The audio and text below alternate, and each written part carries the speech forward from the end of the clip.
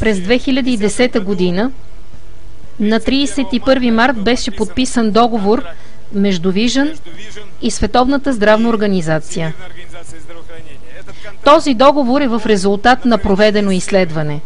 Но за първи път Световната здравна организация подписа такъв договор с търговска структура. Никога досега във времето на съществуването си здравната организация не е подписвала никакъв договор за изследвания, защото търговските структури не могат да дадат валиден резултат, обективен резултат. И ето сега, след 7 години, на много внимателен, на изключително деликатен труд, 7 години на инвестиции. Тези инвестиции не са били само под формата на пари, но това е и вашата дистрибуторска инвестиция. И тази организация повярва, че ние имаме достатъчно сила, ние имаме достатъчно опит, имаме достатъчно специалисти и най-главното, достатъчно от тази дума репутация. Достатъчно репутация. Репутация по качеството на своите продукти.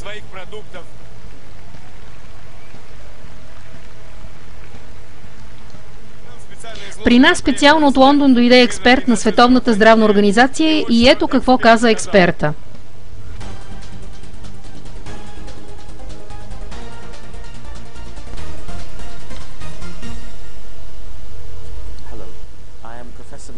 Здравейте! Аз се казвам Майкъл Пауър и съм професор от Единбургския университет в Шотландия. Аз се явявам експерт на Световната здравна организация. Ние сме особено заинтересовани от това, че всеки новопоявил се дистрибутор на компания Vision ставаше участник в бъдещото изследване. В новите изследвания ние ще установяваме как биологично активните добавки на компания Vision International People Group подобряват състоянието на здравето и как подобряват вашето състояние на живот.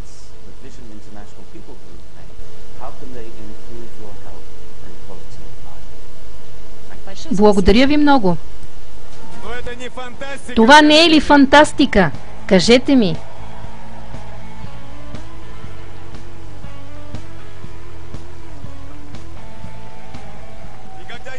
И когато аз му разказах, че дистрибутора на Vision иска да има свой социален статус и че ние пробиваме бариери от невежество,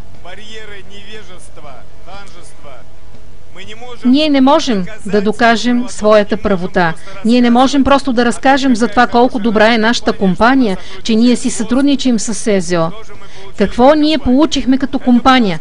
Ето тази хартия казва, че този представител има сертификат и той представя официално Vision International People Group и изследването, провеждано съвместно с Световната здравна организация. Т.е. представител, който е упълномощен като представител на изследването за качество на живота.